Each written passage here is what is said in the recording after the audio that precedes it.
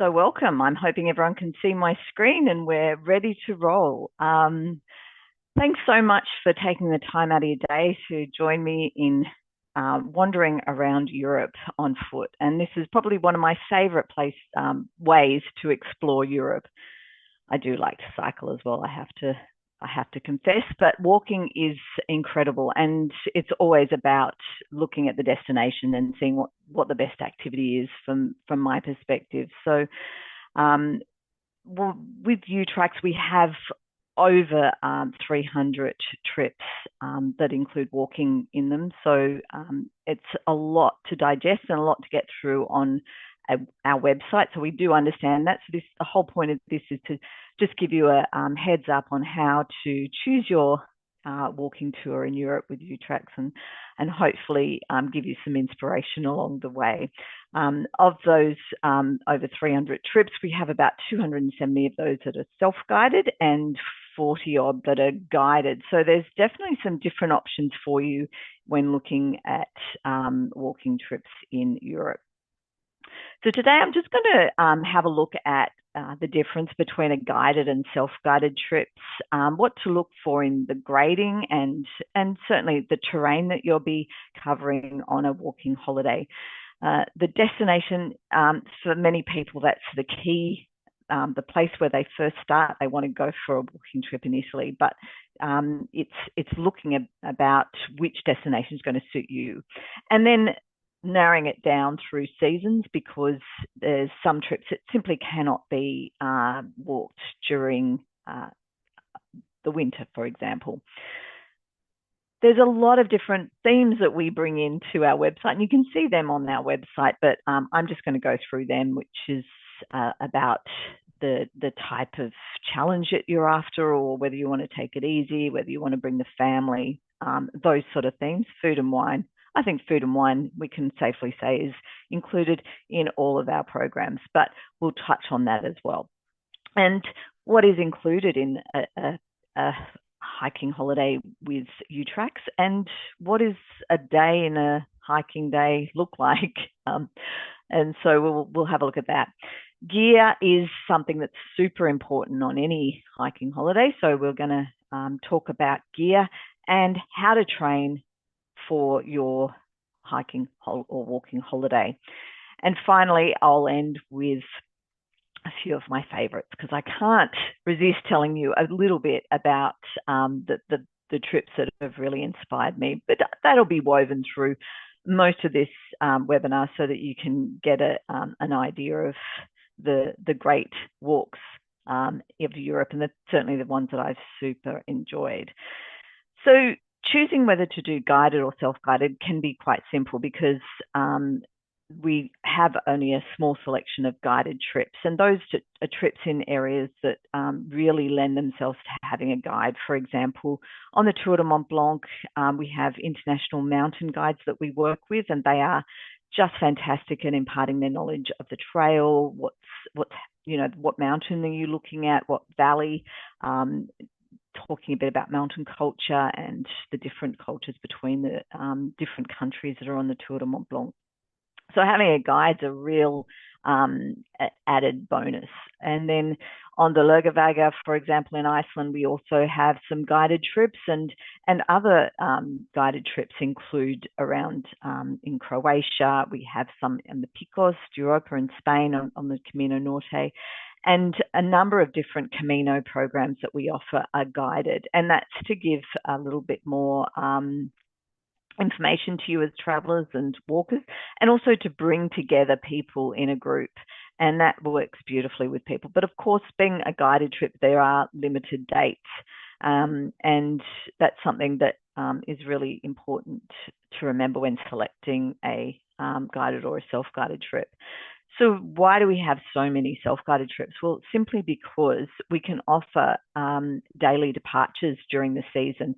This gives people so much flexibility. It means that you can go when you want to go, and back to that flexibility issue, you can set the timetable for your day, so you can start when you want. You can take the walk at your own pace, and you can arrive into your accommodation, and it's all all organised for you. So even though you're on a self-guided trip, you're very much in the support of UTracks, being that we transfer your luggage and we provide you with detailed route notes and maps, and we also ensure that your accommodation is booked and often your dinner.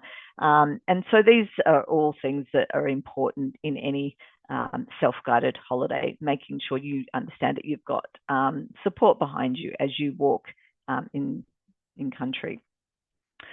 So how do you navigate is a really good question, because many of our routes are really well signposted. So it's not difficult to navigate using the signposting. Like for example, the Camino, it's almost impossible to get lost on the Camino. And also some really great walks around Switzerland that we have that have excellent signposting. But we also offer maps, and most of our trips now have navigational apps. And if they don't have that, we have GPX tracks as well. So you certainly won't get lost. In fact, in the 20 odd years that I've been providing these experiences for travellers in Europe, I don't think we've lost anyone. So I think that's a pretty good record, and I hope to keep that way. So it's important that you understand how to navigate on your app, and we give you instructions on how to do that. And you just need to worry about getting from place to place. The next thing you should consider when choosing a walking holiday is the grading of that walk. So, for example, I love showing this photo in the middle, which is in the Dolomites. It's on our Via Ferrata guided walk, and obviously heights are going to freak some people out. So this probably may not be suitable for people that have a fear of heights, but it is a great walk and actual climb for those that are really into that thrill. The coast to coast we grade as a 5 because we have really long days, and some of our alpine walks are graded 5. So as you can see from the circles below, we grade our trips from 1 to 5, 1 being introductory and 5 being challenging, 3 being moderate, 2 being an intro to moderate, and 4 being a moderate to challenging. Many of our alpine hikes, for example, are graded 4, whereas a village to village hike may be 2, but many of our trips are actually graded 3. And to be honest, not many are graded 1. And this is because it really is a requirement that you have some fitness to do any walk in Europe. I think we grade a Cinque Terre as 1, but that is a personal thing. And, sometimes people say, well, I thought it was more of a 2 or a 3. But on average, I think we get our grading spot on. So certainly have a look when you're looking for a hiking holiday, what the grade is. Then have a look at the terrain, and we do give you details on the terrain on our website, and also in our grading description it will tell you what sort of surfaces you'll be walking on. So you might be on the Strada Blanca surfaces of Tuscany on the Via Francigena, which is a very much a gravel road, and other areas you'll be on snow, for example, in the early season departures on the Tour de Mont Blanc, or on other walks you're going to be up steep slopes.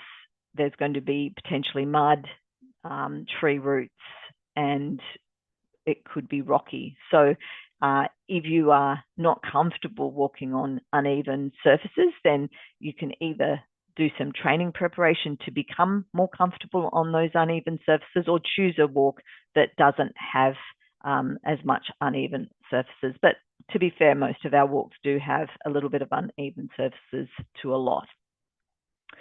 The next thing is, this is the exciting thing, of course, is the destinations. And I have to say, Europe's got such diversity, and you can be walking along, for example, a coastline in Portugal, where you'll see the Rota Vicentina, a fabulous ecotourism initiative that's brought tourism to this very less touristed part of Portugal, but just spectacular.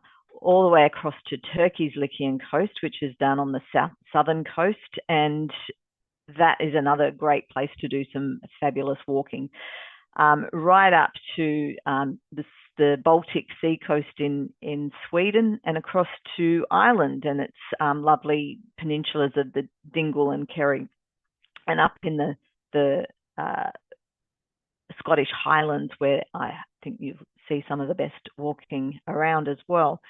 But in between all of that, you've got the rest of Europe. And here, between France and Spain, you have the Pyrenees. And this is often a place that people start their Camino Frances journey, which is that very much talked about route from Saint-Jean-Pied-de-Port across the Pyrenees and all the way along the length of Spain to the pilgrimage city of Santiago de Compostela. So that's an 800-kilometre route, but starting in the Pyrenees. And we have a few other trips that also include the Pyrenees.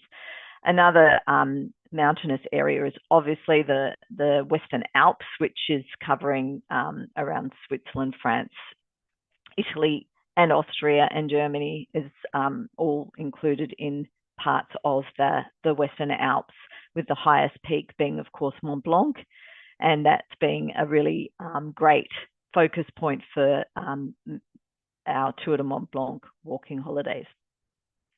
And then down in Italy, you've got the Apennine mountain range there, and across in Greece, Bulgaria, and Albania, Montenegro is the Balkan Mountains, which are absolutely spectacular as well. There's in Romania, you've got the Transylvanian or the Carpathian Mountains, and that sort of extends all the way up through to Poland and Slovakia. But in Romania, the Carpathian Mountains in this area are called the Transylvanian Alps, which we've got a great walk that goes to Dracula's castle, absolutely spectacular, and up around Krakow, or further south to Krakow in the Tatra Mountains and the Pennine Mountains, another section of the Carpathian mountain range. And there's a lot of other walks that don't occur in mountains. They might be in coasts, like on the Cinque Terre here or around Sicily. You've also got some lovely village areas around Dordogne in Bordeaux, and that includes walking between hotels in valleys in beautiful countryside. So huge amount to choose from. As I said, well, I might not have mentioned, there's 25 countries that we have walking holidays in Europe, and yeah, there's a lot to choose from. So how do you then break it down even further? So let's look at the seasons. And you might have noticed my background. That's in Madeira. Madeira is this island off the coast of Africa, but it belongs to Portugal. And it's a really amazing island to go walking. And the beauty of going walking in Madeira is that you can do it all throughout the year. And in fact, I'd encourage you to go in winter. This photo was taken in February, and the scenery is spectacular and really great walking along the Lavada trails of Madeira, where the gradient isn't very steep because they're basically, the Lavadas are irrigation channels. So you're following the irrigation channels. Of course, there are opportunities to go in steep parts away from the Lavadas. So it's just an island of such diversity. It's so tropical, but it's not tropical really. It's got incredible fruits that grow there. And of course, you would have heard of the Madeira cake and the Madeira wine. So a beautiful place to go for a walking holiday. And we've got walks on the east side, the west side, and a guided walk as well. And by the way, also a cycle trip. But we're not talking about cycling in this webinar. We're talking only about walking. So let's continue on. Mallorca off the coast of Spain is another great destination for walking, as is the Canary Islands. And you've got lots of other areas that you can go to during the winter period. You can walk the Camino Portuguese through the winter period.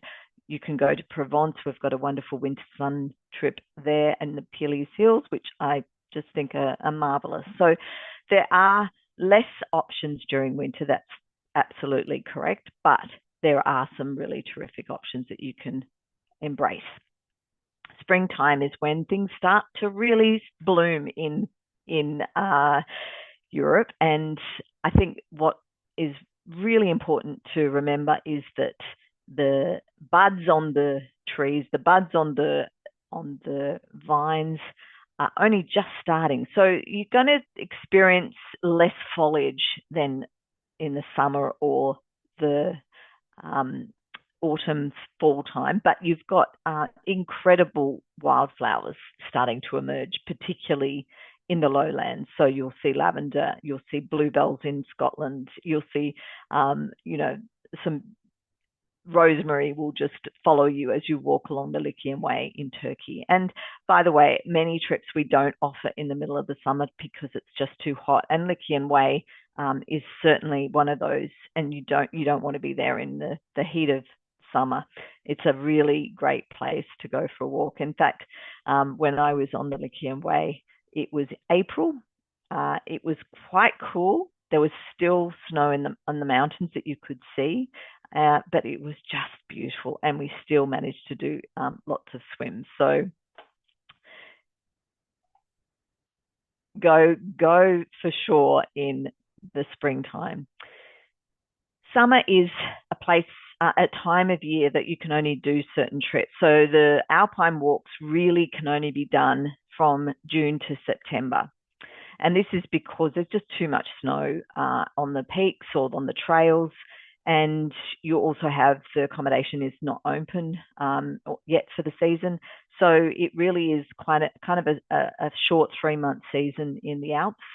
You've also got in Sweden a shorter season for walking, and that's because it's a weather-related thing again, but also because the ferries we do a lot of walks on the archipelago, which along the Baltic Sea coast, and the ferries don't operate the same timetables during summer, so during other parts. So summer is the time definitely to go to Northern Europe, Sweden, Norway, etc. And other more high altitude walks, such as the Peaks of the Balkan Trail, which goes between Kosovo, Montenegro, and Albania. And that also, you cannot experience that outside of the main summer season either, because of the weather conditions.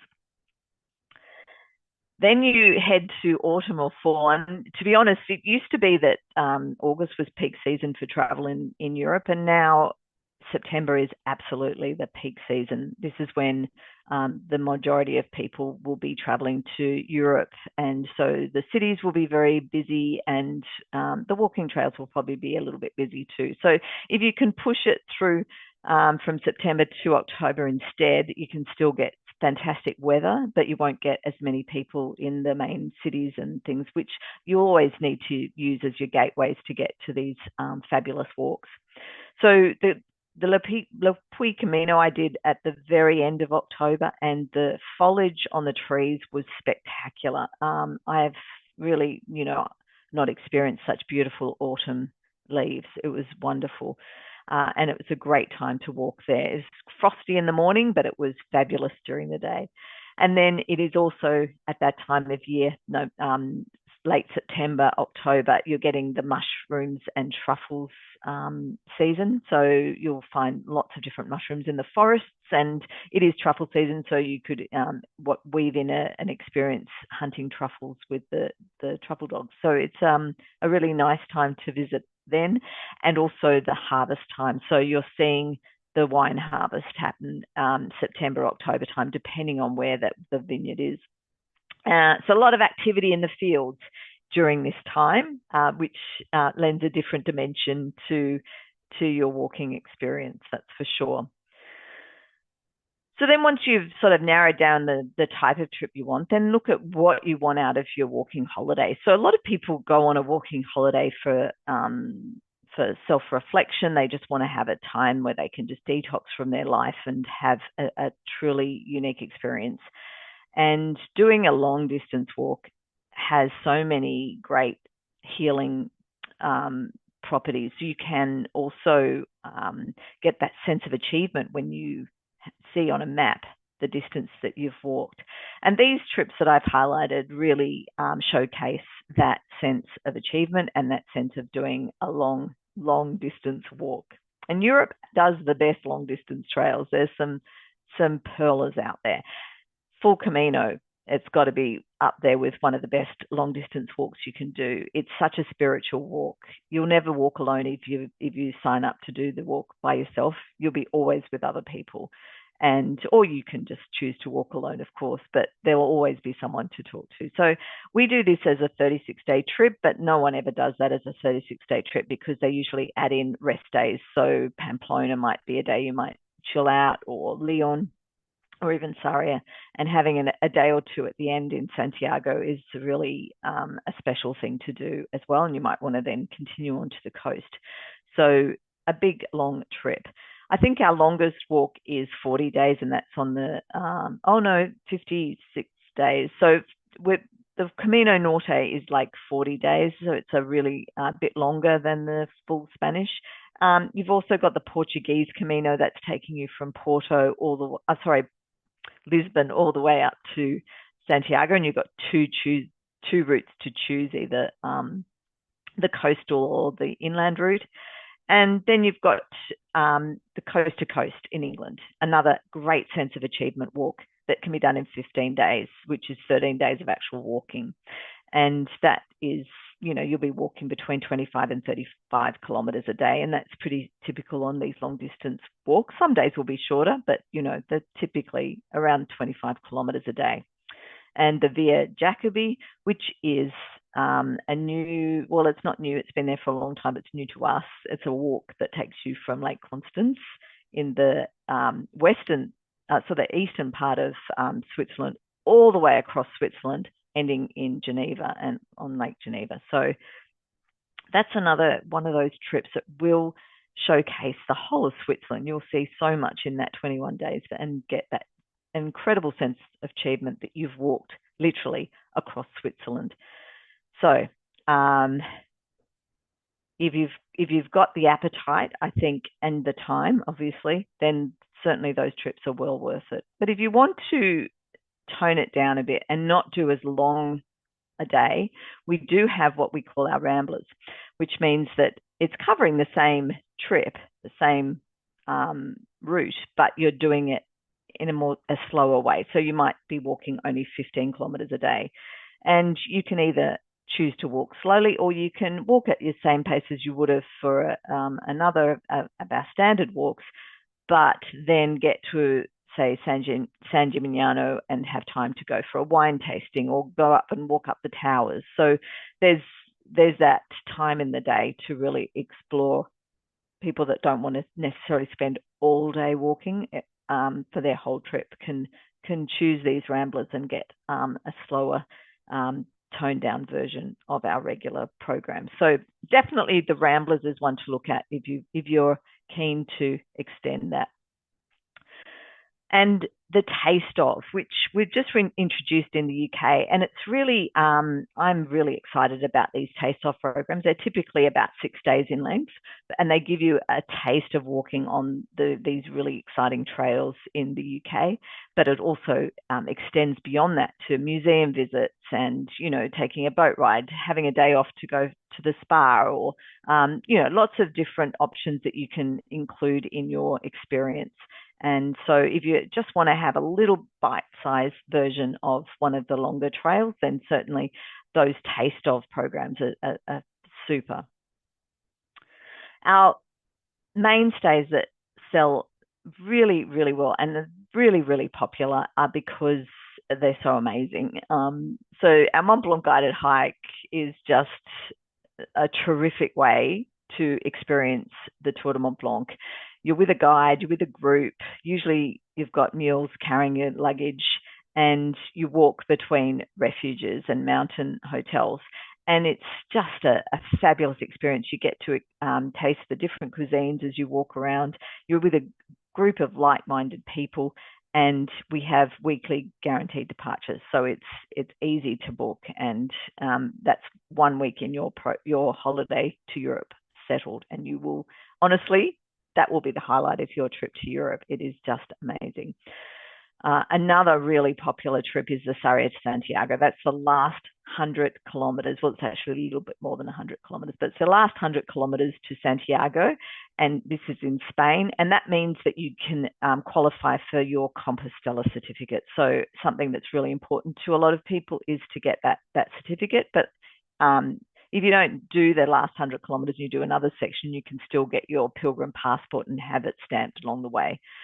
By the way, we do have a Camino night next week. So if you're really keen to talk, to hear more about the Camino Frances, then join Sophie next week on a webinar about that specifically. The Dordogne is another really popular trip because, and it's grown organically because it's all word of mouth. People, we kind of undersell this trip. It's a gourmet delight. It literally goes to some of the most beautiful restaurants, and you eat and drink and walk your way around Dordogne into these beautiful villages. It's just picture perfect. And then finally, the Amalfi Explorer, which just has so much diversity. You've got time in Naples, one of my favorite cities in Italy. It's just so vibrant. And then you've got time in Capri, a great walking destination, getting away from the main sort of stream crowds. And then Sorrento, the walk of the Path of the Gods above Positano and Agerola, plus Pompeii and Vesuvius. So a really great, diverse walk. So all these trips are really popular for those reasons. And yeah, we're really excited to have them still in our program. Now, this is something that's very dear to my heart because the big picture there is my daughter, and she's turning 21 this weekend, so she's a little bit older now, but she really has walked her way around Europe, and she was not what I would call a enthusiastic walker. She is very much an enthusiastic walker now, and she has built up this love of walking through the experiences that she's been fortunate enough to have in Europe, and taking kids and empowering them by letting them walk from place to place, to giving them the maps, letting them navigate, getting that amazing sense of self-worth and how they can achieve goals is just priceless. And what I really love, and it's become more and more apparent, is getting them off their devices, because if they join, for example, a walking trip with us around Mont Blanc, we have a great Mont Blanc family trip, then they're with other kids and they're chatting along the route. They can't be looking at their phone all the time, and probably won't have reception anyway. So it's a really great break for the family, and it just builds up that love of the outdoors and seeing different cultures. So definitely have a look at our family programs, which I just think are wonderful. As I mentioned before, food and wine is woven into every single trip that we offer. So you're going to have great food and wine because you're in Europe, and even on our most basic trips, we have great food and wine. So some of our walks will go through wine regions. So when you're doing the Via Francigena in Tuscany, you'll be going through lots of different wine regions. In Bordeaux, there's obviously some beautiful wine regions there, wine areas and vineyards that you're going past, some of the best in the world. And so you can stop in at these vineyards and do some wine tasting. And when you're in Spain, you've got options to eat at lots of different tapas bars, and we have included a lot of meals. For example, on the Camino, we include most dinners, and we make sure that you try the specialties of the area with eating those meals. So we also have some fine dining experiences, and this is mainly in our Food Lovers program. We have a Food Lovers Way of St. James, Le Puy Way, and we also have a Food Lovers that takes in 4 of the different sections of the Spanish Camino. So the Primitivo and the Camino Norte and Camino Frances. So you're seeing a lot of different parts of northern Spain, and you're tasting different foods. So, and we weave into that a Michelin star restaurant as well. Now, history goes without saying that Europe has an incredible history, but there's certain experiences that we know our walkers will love. and that one of them is walking into Rome. And you can do that on our Via Francigena from Orvieto to Rome, where you can, be immersed amongst the incredible Roman history. I don't think it gets much better than that. In Turkey, there's ruins that you can go and visit as well, dating way back. It's just a melting pot of culture from Turkey, but you can also see some incredible ruins. And that goes with most of our programs have a lot of focus on history, like Hadrian's Wall Trail in England. You're walking literally along the wall that Hadrian built. Scenery in Europe is so diverse, and I've just included a few different examples. I know that you've got a picture in your mind perhaps of beautiful villages in Tuscany or Provence. And we've definitely got trips around there. You might also have a picture of alpine walks and lakes and coasts, and that's amazing. And we love all of that about Europe. But then you've also got places like Cappadocia in Turkey that we offer trips, and that's got amazing, fairy chimneys here that you can see, but beautiful landscapes. The erupting Stromboli in the Aeolian Islands, just to the north of Sicily, is the focus of one of our guided trips that takes you on a trail through southern Italy to see some amazing volcanoes. And you can climb up to the summit of Stromboli, of course, based on the conditions of the volcano at the time that you're there, because sometimes it's too active, so you cannot walk up. But if you can walk up and you see this volcano erupting every 15 minutes, it's just one of the most extraordinary things you'll ever see. It's just fantastic. But you do need to ascend 900 meters to get there, and then, of course, descend in the dark because you go up at sunset. Amazing experience. And then Meteora. This place is just up in the north of Greece. It's amazing. It's got these monasteries, 7 monasteries that are just perched on top of the rocks, and you can do some beautiful walks amongst these monasteries and visit some of them as well.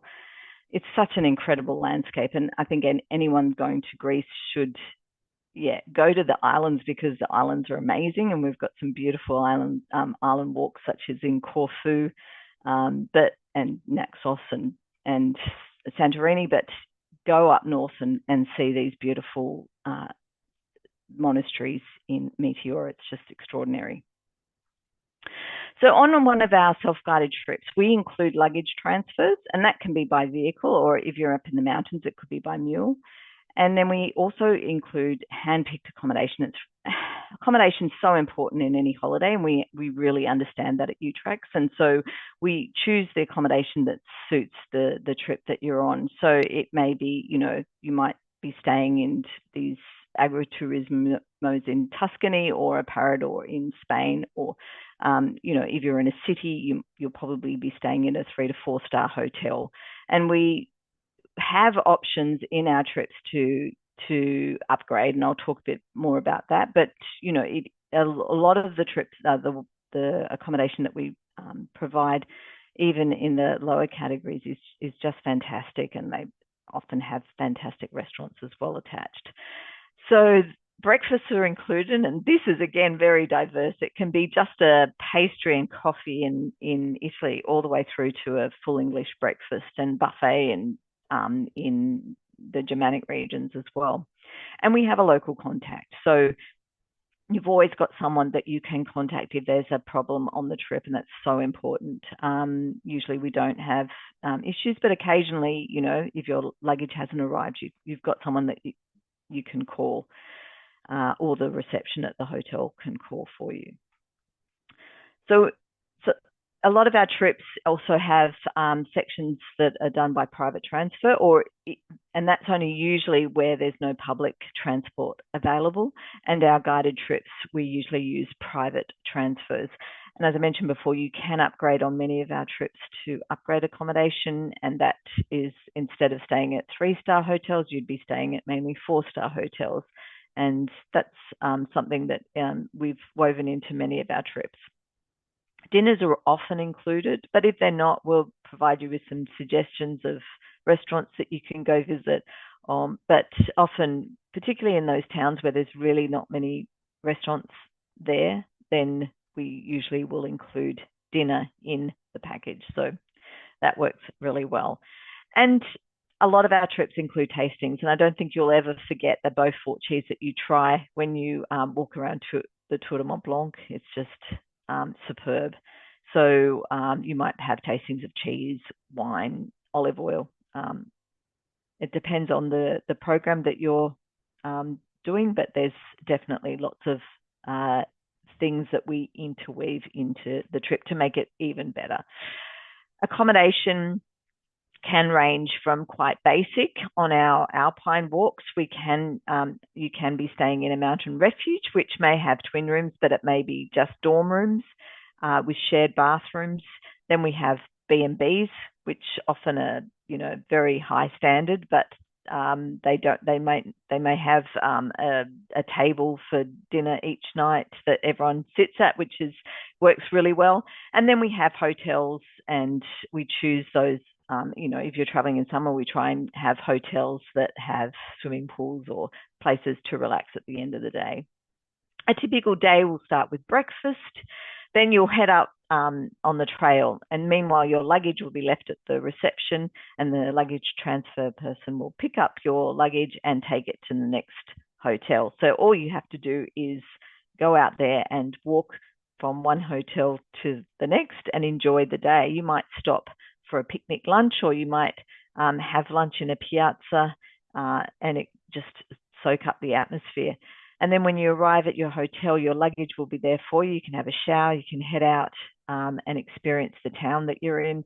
You can go to the pool, have a glass of wine. It's a very relaxing. So you're doing this great walk, but you're also experiencing the town at the end of the day, all the views, all the mountain huts and the people around you. The interactions with locals are so important in any of our trips, and you get a lot of experience, a lot of exposure to do that. Okay, so training is going to be a really important part of your preparation for the trip. And I think if you haven't experienced a lot of uneven trails, then definitely practice walking on uneven trails. And wear your backpack that you're going to be using and put some gear in it so it's a reasonable weight, and then see how your gear works for you. If you're not used to using walking poles, maybe try out some walking poles, because they provide you with some good stability, and they also take the pressure off your lower back and knees when you're walking down hills. When you're walking, practice the zigzag technique. And this is for when you're doing steep ascents or descents. Instead of just walking straight up the hill, up the path, or straight down the path, just walk from side to side as you continue going up, so that it takes that strain off your calf muscles and makes you be able to walk longer and more comfortably. So you want to increase your overall fitness, and the way to do that is through cardio, about 3 to 5 times a week. To get training for ascents, do leg strengthening. And so if you don't have some bushwalks around, maybe go and do some steps, go up and down steps. Most places have up steps, so you can practice on them. They're really good for leg strengthening, but also lunges and squats are good for leg strengthening. Balance is really important. So core exercises will help you with your balance, and great core exercises include planking, but also have a look at some online videos on core strengthening exercises, which will help you out for that balance that's so important. And finally, just make sure you train in all weather. So even if it's raining outside, just go outside with your gear and test it out, because on a trip, unfortunately, you may experience rain. So it's best to keep training even if the weather is poor. So when you're looking at gear, layering is definitely the way to go. So I would suggest that the base layer be a synthetic layer, like a wickable top. And then I would also have, I usually wear a merino, very fine merino t-shirt on the bottom layer, and then a fleece on top of that, and then a shell layer, which is your outer layer. Or you might also have a windproof jacket. So being able to put layers on when you're cold and take layers off when you're warm is really, really important. So use the layering technique. Get a backpack that's got a cover on it. I always use an Osprey backpack. They are just fantastic, and they also have backpacks just for women as well as men. So you're going to have a pack that suits your body type. And make sure you invest in good waterproofs, because you may need them. And as you can see in this photo, even in September, you might experience, or even in July, you might experience some snow in the mountains. So having the best equipment that you can, borrow, beg, don't steal, but go and have a talk to your local outdoor company and see how they go. They can advise you further on that. Footwear is so important on any walking holiday, and I think you've got to choose the footwear for the trip. So for alpine walks, go for a boot that's really going to give you support around the ankle, but also going to give you some support for walking on rocks. So you need a firm, not very firm, but pretty firm sole that can cope with walking over rocks and through different terrain. So definitely in alpine terrain, boots are required. In other terrain, for example, along the Camino on most days, and I'm not saying days where there's mud and steep ascents and on things, but most days you can get away with a trail runner, which I love my Salomon trail runners. They provide me with enough support on most trails except for alpine trails. And they're super comfortable. Socks, really important as well. I always have a light merino sock, and some people like to have the ones with the individual toes. That kind of works for many people. And as I said, just make sure you have a really good pack that's well fitting and sits right on your body. And finally, with gear, I would suggest a water bladder is the best way and most efficient way to stay hydrated through the walk. And they can take up to 3 liters, and that's probably enough for the whole walking day. So definitely I would go for a water bladder. So a few of my favorites, and I know I'm going a little bit over time, so I'll just be quick here. But as I've mentioned before already, the Tour de Mont Blanc, a firm favorite of mine. Corsica, I think, is a walker's paradise, and you've got a really hard option, which is the GR20, probably the hardest walk in Europe, found on Corsica. But you've also got a gentler option, which is the Mare Madi Nord, from one side of Corsica to the other. And it really, there's no flat ground in Corsica. It's all it's either up or down, and it's just quite beautiful from inland to spectacular coastal areas. Another firm favorite is the Panini and Tatra Mountains in Poland. I love the culture there. The mountains are beautiful. You can walk along and pick blueberries in July, and later on you can pick strawberries and raspberries. So depending on what week that you're there, you'll get to pick some beautiful berries as you walk along. So just spectacular. And the peaks of the Balkan Trail, probably one of the best walks that you can do in Europe, that takes you from around Kosovo, Albania and Montenegro, and has got, those 3 countries are quite different, but there's a lot that link them as well. And one thing is the fabulous local cheese, which is just incredible, but also the beautiful mountain vistas. And it's a really great and wonderful pleasure to walk around that area. And finally, for probably a more gentle walk around Puglia. Puglia's got so many beautiful villages from coast to inland, and it's also got Matera, although Matera is not technically in Puglia. We include it as part of our program because it's just amazing. Other standouts, Scottish Highlands, the Dolomites, you cannot discount. You cannot not mention the Dolomites. It's just amazing. The Picos de Europa, I just think is one of the most beautiful compact mountain ranges in Spain. I've already mentioned Romania, another great place, and Le Puy. But also, if you want something that's more of a wilderness trek, the GR10 across the Pyrenees, and then the Julian Alps in Slovenia, with a lot of karst type landscapes. So when to book is a really good point, because already we're seeing a lot of our trips already full. So it's a really important thing if you want to do, for example, the Lurgavaga in Iceland, or a self-guided walk around the Tour de Mont Blanc. Most of those are pretty full now. But there's other trips that you can still book at the moment, but getting in October, and October is a great time to book because that's also when we've got our early birds. So I would always look to book early. We do provide our dates for the following year from about July onwards, sometimes with our bike and boat even earlier. So have a look at our website, or if you haven't signed up for our e-newsletter, definitely do that, because we let you know when new trips are released, also when the dates for the following season are released. So, and lots of really good information in those e-newsletters. So now I'm going to head over back to Will, and we'll do some Q&A. Yeah, wow, thanks, Kate. I might stop sharing my screen. Okay, yeah. Yeah, well, thanks a lot for that, Kate.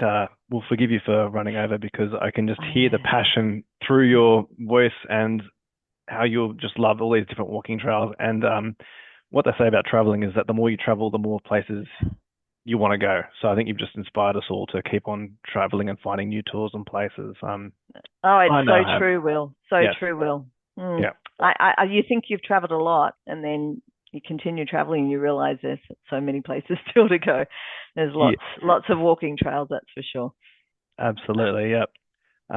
We actually had that from one of our questions. So if anyone wants to ask a question, you can do so in the Q&A box down the bottom of your screens. Now's the great time to do it. But we had one from Deidre, who says that she likes to walk and her husband also likes to cycle. They're interested in doing a bit of cycling and a bit of walking. Is there any tools that kind of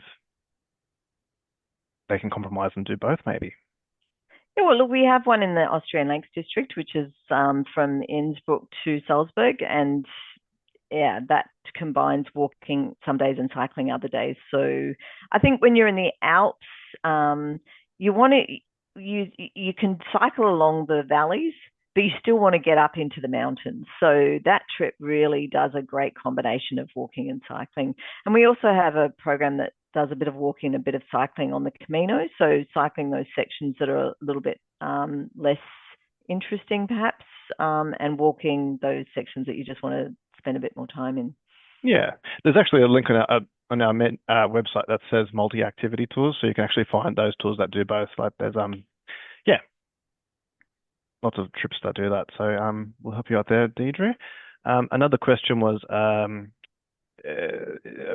question about meals and dietary sensitivities when they're on tour, like if they've got gluten or they're vegetarian, how will they be serviced? Look, I think 10 years ago even, it was a lot harder than it is today. I think that we've come a long way in just a short space of time, and there are always options for vegetarian and gluten-free. I had a point recently. It's harder to do lactose-free in Europe because they do love their cheeses and their dairy products, but it's still possible. The big thing is that you might have a couple of days in a row of omelets, for example. Yeah. But usually we can do some great, and I've seen in Michelin star restaurants and very beautiful restaurants what they can achieve with vegan meals, with vegetarian meals that are just blow your socks off. They're beautiful. Yeah, I think that's just a part of traveling, isn't it? That you're out of your comfort zone. You have to kind of roll with the flow of what the local countries do, and that. So yeah, Thanks for that. I've got a good question from Jolene, who's asked if there are any tours in Australia. Oh, Yeah. yes. Oh, Oh, yeah. yes. Oh, yes. But not with UTracks. So we have Australian Walking Holidays, which does a full range of walking holidays throughout Australia, from the Larapinta in the centre of Australia through the desert down to Tasmania, where we've got some fantastic hikes along the Overland Track or the South Coast Trail. And we also have some great hikes, for example, in the Snowy Mountains of Australia and the Warrumbungles, up in Kakadu, across on the Bibbulmun Trail in Western Australia, and in the Flinders Ranges in South Australia. So yeah, a full program. If you go on australianwalkingholidays.com.au, you'll find a full range of fabulous walking holidays in Australia. Yes, that is true. Good training as well for Europe if you're doing if you live in Australia, to do a local trip before to kind of get your fitness levels up and then feel a bit more confident before you take on Europe's trails. Good question. True. Thanks, Jolene. We have one from David, who's interested in going to Romania, and he's asked, if the weather turns bad and it's difficult to walk, what's the protocol? Is there help along the way, or what happens in that situation?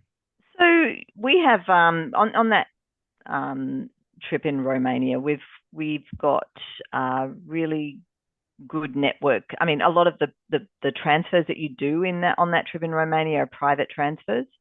So it's just a matter of contacting them if you want to skip a day's walking and ask them if you can have a transfer instead. You might need to pay for it.